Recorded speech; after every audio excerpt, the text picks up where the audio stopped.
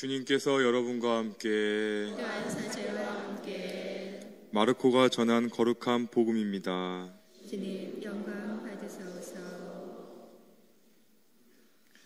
그때 예수님께서 배를 타시고 다시 건너편으로 가시자 많은 군중이 그분께 모여들었다. 예수님께서 호숫가에 계시는데 야이로라는 한 회당장이 와서 예수님을 뵙고 그분 발 앞에 엎드려 제 어린 딸이 죽게 되었습니다. 가셔서 아이에게 손을 얹으시어 그 아이가 병이 나아 다시 살게 해 주십시오 하고 간곡히 청하였다. 그리하여 예수님께서는 그와 함께 나서시었다. 많은 군중이 그분을 따르며 밀쳐댔다. 그 가운데에 12의 동안이나 하여라는 여자가 있었다.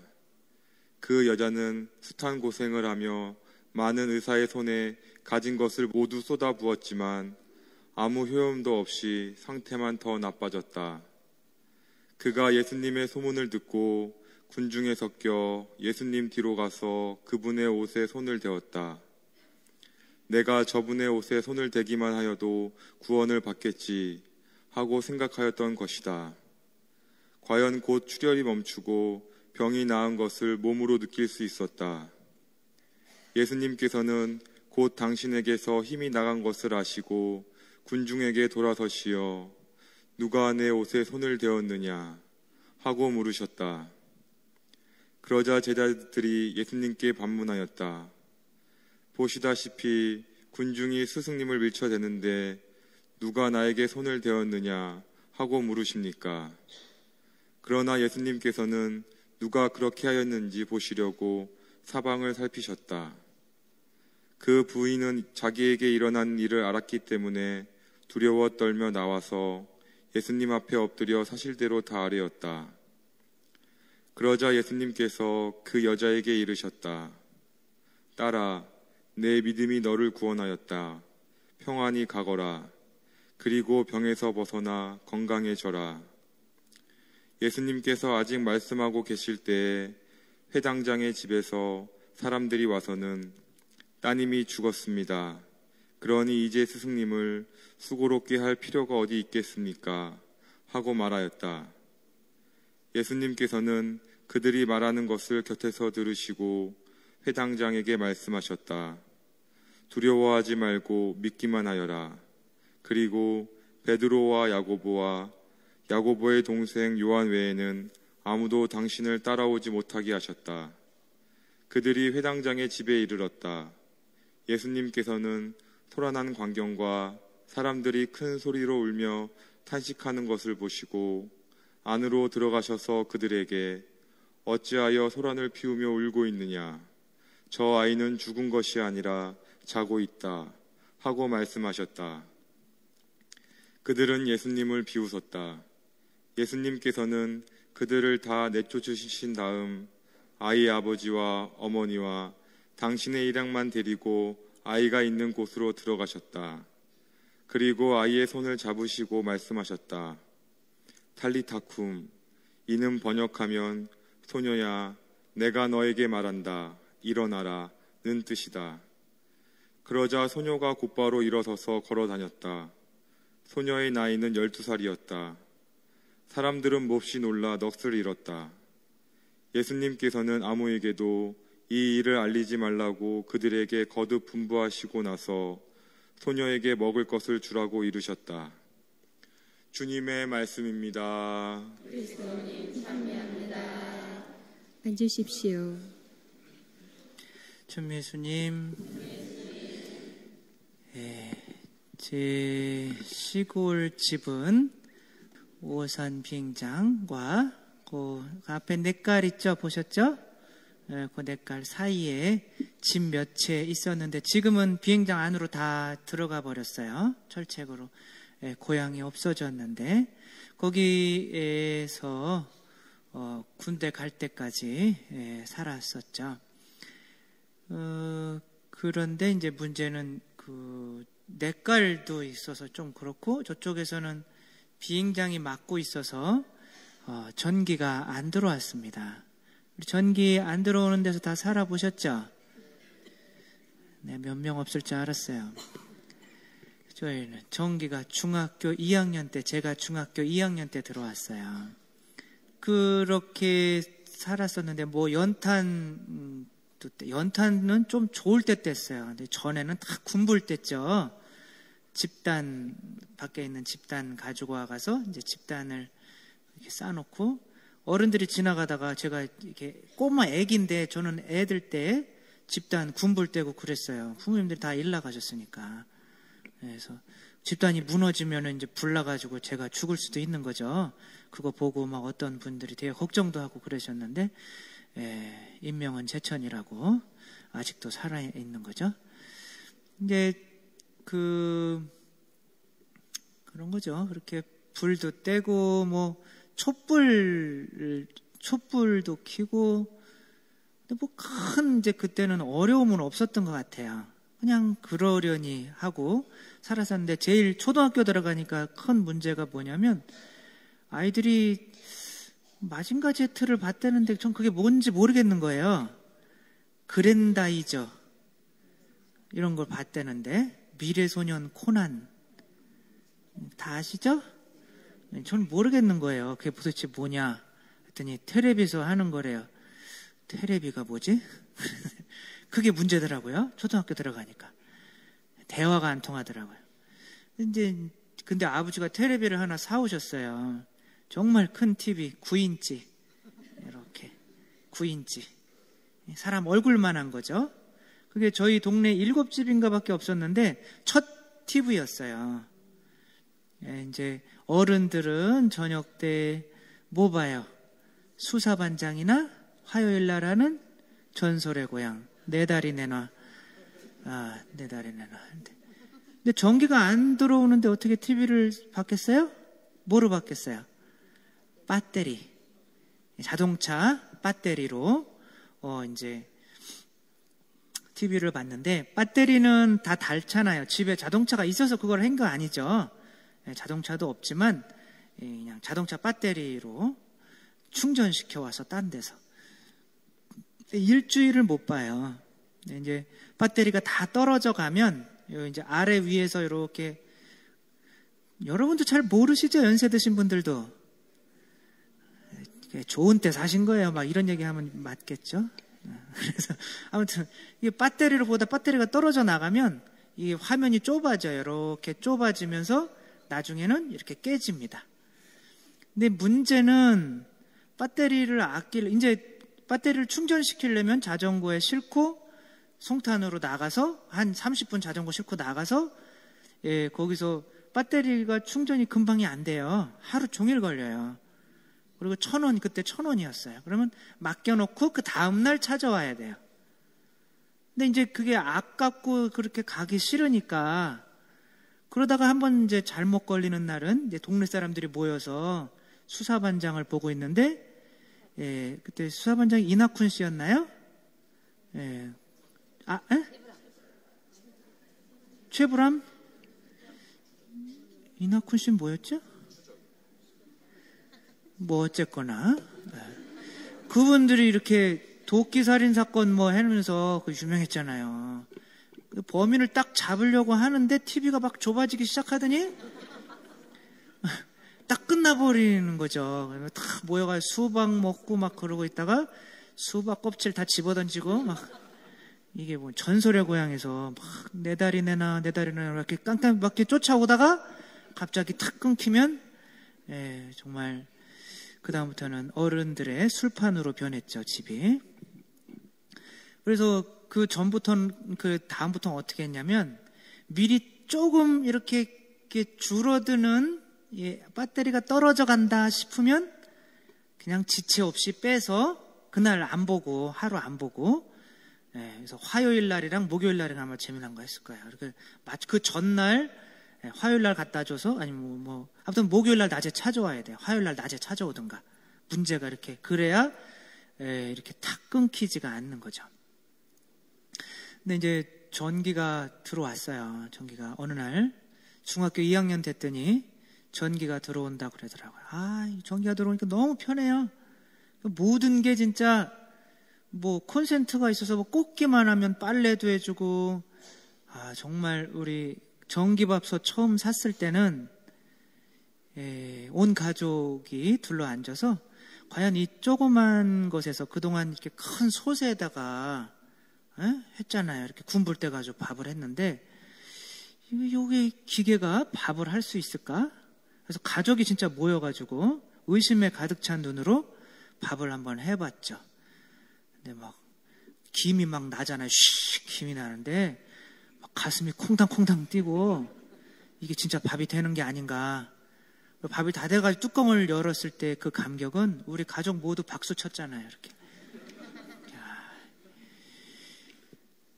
그때가 그립네요.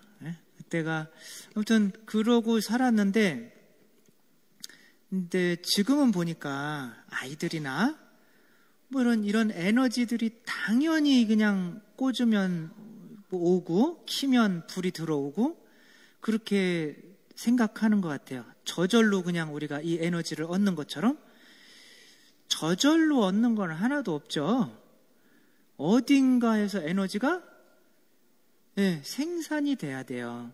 근데 문제는 이제 어려운 말 드릴게요. 연력학 제1법칙은 에너지 보존의 법칙이에요. 그러니까 우리가 쓰는 이 에너지들이 어디에선가는 다른 에너지가 형태가 변환돼서 오는 거예요. 석탄이 이 나무에도 에너지가 있죠. 이 나무가 그냥 땅속에 그냥 오랫동안 썩으면 석탄이 되는 거잖아요. 아닌가요? 아니면 말고요. 이 에너지가 얘도 있어요, 지금. 그쵸? 이거를 태우면 에너지가 뭐로 바뀌어요? 빛 에너지로 바뀌고, 열 에너지로 바뀌고, 소리도 바뀌죠? 소리 에너지로 탁탁탁 튀기기도 하고, 그래서 그런 모든 에너지로 전환이 되는 거예요. 그러니까 에너지는 저절로 생기는 게 없습니다. 절대로 저절로 생기지 않아요. 저는 그거를 어렸을 때 굉장히 깊이 느꼈어요. 뭐 촛불이 불이 하나가 없으면 옆집에 깜깜해서 옆집에 가야 돼요. 옆집에도 없으면 그 깜깜한데 1시간 걸어서 가게에 사러 가야 돼요. 집단이 없으면 밖에 나가서 남의 집단 해놓은 거 훔쳐와가지고 집단 해가지고 군불을 떼야 돼요. 추우면은. 에너지가 어딘가에 이게 저절로 생기는 게 없는 건데, 이상하게 요즘 과학자들은 모든 에너지들이 다 저절로 생겼대요. 과학자들이 써서는 안 되는 말 중에 우연히, 과학자들은 뭔가를 다 증명해내야 되는 거잖아요. 그 다음에 뭐 저절로 생겼다. 이런 거 쓰면 안 돼요, 과학자들은. 그럼 과학이 아니죠. 그래서 종교 믿는 사람 보고 뭐 너무 황당한 거 믿는다고 그러는데 사실은 중요할 때마다 본인들이 더 황당한 소리를 합니다. 이 세상이 아무것도 물질이 없는 것에서 물질이 생겼어요. 어떻게 생겼어요? 그러면 막 계산을 하다가 저절로 생겼대요. 저절로 그냥 우연히 생겼대요. 세계가. 그럼 이 많은 에너지들은 도대체 어디서 난 거예요? 이 에너지가 변환돼야 이 에너지가 나오고, 에너지는 스스로 생겨나는 게 하나도 없는데 힘은 스스로 우리가 밥을 안 먹고 몸에서 힘이 생겨나요? 안 나죠. 먹어야 생기잖아요. 그렇죠? 그래서 에너지는 저절로 절대 생기지 않는다는 게 과학의 법칙인데, 도대체 이 우주에 존재하는 에너지는 어디서 생겼습니까? 그러면 막 계산하다가 뭐라고 그래요? 저절로 생겼대요. 저절로. 과학자들이 그래요. 본인들이 똑똑한지 아는데. 그럼 이 많은 물질 중에 물질이 있다. 물질에서는 물질이 나오는 거고 생명에서는 생명이 나오는 거잖아요. 우리가 사람한테 돌덩이가 안 나오잖아요. 그렇죠? 돌덩이에서 사람이 안 나오잖아요. 그러니까 물질에서는 물질이 나오고 무생물이 나오고 생명체에서 생명이 나오는데, 도대체 이 물질에서 생명이 어떻게 생겼습니까? 그럼 막 계산에다가 뭐라고 그래요? 저절로 우연하게 생겼대요. 저절로 우연하게. 아무것도 이게 설명해내질 못해요, 과학자들은. 그럼 그런 생명이 생겼다고 합시다. 박테리아 뭐 이런 거. 그럼 박테리아에서 사람이 어떻게 생겨났어요? 우연히 바닥 물고기가 생기고, 우연히 그게 진화해가지고, 또 우연히 그게 이렇게 해서 우연히 원숭이가 사람이 됐다. 우연히를 한 4,000번을 씁니다. 이렇게 사람이 될 때까지. 그게 과학이에요. 과학은 증명을 못 해냅니다. 본래 하느님이 어떤 힘이 있어서 이끌어주지 않으나 그런 거예요. 이 사막에서 우연히 저절로 사막에 있는 모래알들이 뭉쳐서 스마트폰이 하나 생겨났다, 이런 거랑 똑같은 거예요. 그게 설명하는 겁니다. 아무튼 어쩌면 근데 우리들도 이 에너지가 있어야, 삶의 에너지가 있어야 되잖아요. 집에서 맨날 힘들고 뭐 우울하고 걱정거리가 있고 기쁘지 못하고 그러면 사람이 미워지고 그러면 내 안에 있는 에너지가 떨어진 거죠. 그렇죠? 그것도 영적인 에너지잖아요. 근데 혹시 우리들은 에너지의 근본을 찾지 않고 우리가 힘들어, 나는 쉬어야 돼, 그런 잠만 자고, 힘들어, 그러면 뭐 이렇게 한번 분위기, 우리 기분 낼까? 그럼 놀러 갔다 오고, 뭐 힘들어, 그럼 나는 텔레비나 봐야겠다. 그러면 힘이 저절로 많이 솟아나요? 삶의 힘이 다음날 너무너무 기쁘게 생활할 수 있어요? 못해요. 우리도 어쩌면 힘의 원천을 잘 모르는지도 몰라요. 힘들면 어디로 와야 돼요? 말들을 못하시네요. 힘의 원천은 어디예요? 오늘 12년 동안 몸에서 뭐가 자꾸 빠져나가요? 하혈병이 뭐가 빠져나가는 거예요? 피가 빠져나가는 거죠. 피는 성경에서 뭘 의미해요? 그래요. 힘이 빠져나가는 거예요. 생명이 빠져나가는 거예요. 그 생명이 빠져나갈 때 이 사람도 처음에는 예수님 찾았어요? 못 찾았어요? 못 찾았어요. 힘의 이 원천을 의사들이나 다른 곳에 가서 막 돈을 다 탕진해버리고 나서 내 생명 힘의 원천은 혹시 저분이 아닐까. 그러니까 믿음이 생겨 예수님을 만지니까 그때 힘이 이분이 나의 생명의 힘의 원천이었구나, 이렇게 쏙 들어오는 거죠. 근데 만약에 우리들도 힘의 원천, 생명의 원천을 알면 우리가 힘들고 남이 미워지고 왠지 우울해지고 짜증나고 왠지 삶이 힘들어질 때 성당으로 달려올 거예요. 저는 배터리 그거 하는 것 때문에 굉장히 그게 제 삶에 큰 영향을 줬어요. 금방 에너지가 충전되는 게 아니구나. 그리고 무슨 일이 있기 전에 미리미리 충전시켜 놔야 되는구나.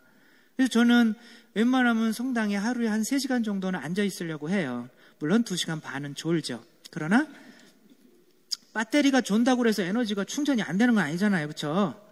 예수님한테 계속 뭐가 나와요? 피와 물이 나오면서 죄가 용서되고 충전이 되는 거예요. 우리가 충전이. 근데 그 에너지의 원천을 알면 우리들이 힘들고 그럴 때는 성당에 와서 2시간이고 3시간이고 있을 거 아니에요. 우리들은 예수님으로부터 모든 힘과 생명이 오는 거 알잖아요. 그렇죠? 그래서 성당에서 2-3시간은 있잖아요. 하루에 보통. 그렇죠? 그러니까 모르는 거예요. 우리는 안다고 생각하지만 사실은 몰라요. 생명이 어디서 오는지, 원천이 누구인지. 이 빛의 원천은 어디예요? 태양이에요. 결국 태양이 이런 석유나 뭐 석탄이나 이런 거 떼서 이런 거 하는 거잖아요. 그렇죠? 태양이 없으면 클 수가 없는 거잖아요. 가만히 따져보면 다 태양에서 에너지가 오는 것들이에요. 그러니까 원천은 하나예요. 하나. 힘, 에너지의 원천은 예수님, 힘을, 하느님으로부터 모든 게 다 오는 거죠. 며칠 전에 어떤 할머니 한 분 만났는데 80 넘으셨는데 이제 아들도 많고 집도 잘 살고 하는데 한 아들네가 전세 사는 거야. 아직 불쌍해가지고 아들네 집을 한 채 사주고 싶은데, 우리 그런 시어머니들 다 있잖아요. 집 한 채 그냥 사줄 수 있는 시어머니죠. 근데 그냥 돈을 줬다가는 다른 아들들이 뭐라 그럴 거 아니에요. 그래서 이 집에 가서 한 3년 동안 살아야겠다. 그리고 거기 가서 3년 동안 살았는데 병 들어가지고 나왔어요. 거기 며느리 년이 있었는데, 죄송해요. 며느리가, 그 며느리가 아침에 새벽에 기도 나간다고 새벽 기도 나가고 차 끌고 나가서 밤 늦게 들어오는 거예요. 이 시어머니를 밥 한 끼 안 해준 거예요. 냄새 난다고 생선 한 번 안 구워주고. 그래, 거의 본인이 거기 가서 다 해 드시고, 어디 가서 얘기도 못 하는 거죠. 창피해서. 그리고 이제 힘들어가지고 다시 나오셨어요. 집을 사주셨겠어요? 안 사주셨겠어요? 절대 안 사주죠. 그 며느리년이, 죄송합니다. 그 며느리가 굴러온 복을 어떻게 한 거예요? 예. 그 복이 어디서 오는지를 모르는 거죠. 예. 우리들도 어쩌면 그럴 수도 있어요. 우리 예수님한테 모든 복이 다 오는데 우리 어쩌면 TV 보고 친구들 만나고 술 마시고 놀러 다니고 이런 데서 우리 힘을 얻으려고 하는 걸 수도 있단 말이에요. 그렇죠? 예. 오프라 윈프리라고 미국의 흑인 앵커가 있습니다. 다 아시죠? 예, 오프라 윈프리는 미국에서 여자 중에 가장 영향력 있는 힘이 있는 사람입니다. 한번 오프라 윈프리 쇼 하는 앵커예요. 이게 뭐 쇼 진행하는 앵커인데 자동차가 없는 사람들한테 자동차를 한번 다 선물을 해주고 싶은 거예요. 그 방청객이 그때 276명이었는데 276명한테 자동차 없는 사람들 사연을 다 적은 거 그래서 그 사람들을 불러가지고 처음에는 11명한테만 차를 선물하는 거로 했습니다. 그 다음에 조그만 박스에다가 열쇠 키를 넣어가지고 다 사람들에 대해 나누어준 다음에 13번째 차의 주인은 그 안에 상자 안에 키가 든 사람입니다. 근데 상자를 열어보시오 그랬는데 그 상자 안에 다 키가 있는 거예요. 그게 이제 밖에 나가보니까 자기들이 탈 차가 276대가 쭉 있는 거죠. 오프라 윈프리가 내 이번에 쇼 하는데 차 사람들한테 276대를 다 주고 싶습니다. 전화 한 통 했더니 회사에서 그럼 드려야죠. 그래서 그냥 준 거예요. 차를 3천만 원짜리 차 276대를 한 900억 정도 됩니다. 그러니까 그 정도 힘이 있는 거예요. 이 사람이 무언가 여기 사람들 가난해서 고아들 어떻게 좀 도와야겠습니다. 그러면 몇백억은 그냥 들어와요. 그 다음날. 그런 사람이에요. 그만큼 힘이 있는 사람입니다. 자선 몇천억씩 합니다. 한번 하면. 돈은 또 어마어마하게 많아요. 몇십조 있습니다. 집에 싸놓고 있어요. 그런 사람이 오프라 윈프리인데 이 사람은 원래 굉장히 가난한 사생아로 태어났습니다. 아마 남편이 첩의 딸로 태어난 것 같아요.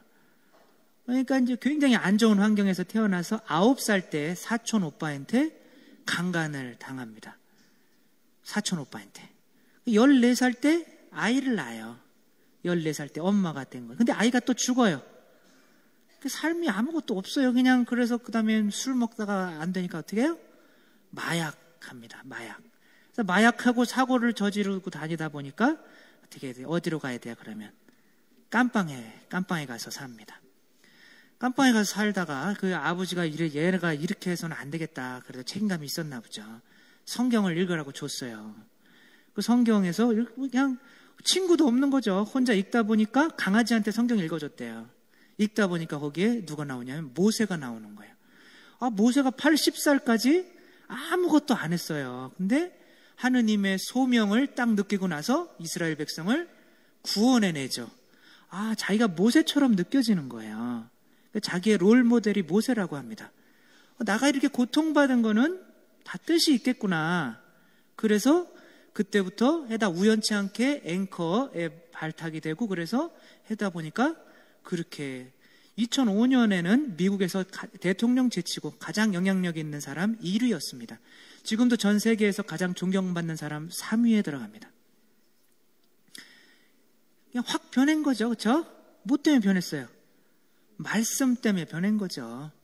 이게 에너지잖아요. 에너지가 누구한테 오는 거예요? 에너지의 원천은. 오늘 이 12년 동안 하혈하던 여자 혹은 죽어있던 야이로의 딸 그런 거 예수님만 붙잡으면 거기에서 뭐가 나오는 거예요? 에너지가 나오는 거예요. 죽어있다가 다시 살아난 거죠. 대단한 사람으로 변한 거죠. 근데 우리들은 그냥 그 하혈병 그 여자는 옷깃만 잡아도 이 병이 싹 낫고 영혼이 구원되고 확 변했는데 우리들은 그 예수님 자체를 우리 안으로 영하잖아요. 그렇죠? 그러면서도 아프고 우울하고 힘들고 뭔가 이뤄내고 있지 못하다면 이게 뭔가 문제가 있는 거잖아요. 그렇죠? 이게 믿음인 거죠. 믿음이 너를 살렸다. 오프라 윈프리도 하느님이 계시다면 내가 이렇게 고통받은 거 하느님이 쓰시려고 나한테 이렇게 고통을 주셨겠구나. 모세처럼. 그러니까 쇼를 하다가 보면 사람이 나 언제 성추행 당했어요. 나는 9살 때 성추행 당했어요. 이렇게 하다 보면 막 울면서 나는 마약 먹고 힘들었어요. 나도 마약 먹고 감옥에 간 적이 있어요. 그러면 그냥 막 터져 나오는 거죠. 그러니까 쇼가 재미있겠어요? 없겠어요? 그러니까 너무너무 유명해진 거죠. 그러니까 하느님을 예수님으로부터 모든 에너지가 나온다는 것을 믿기만 하면, 그리고 예수님께 달려들기만 한다면 그냥 삶이 확 변화가 된다는 거죠.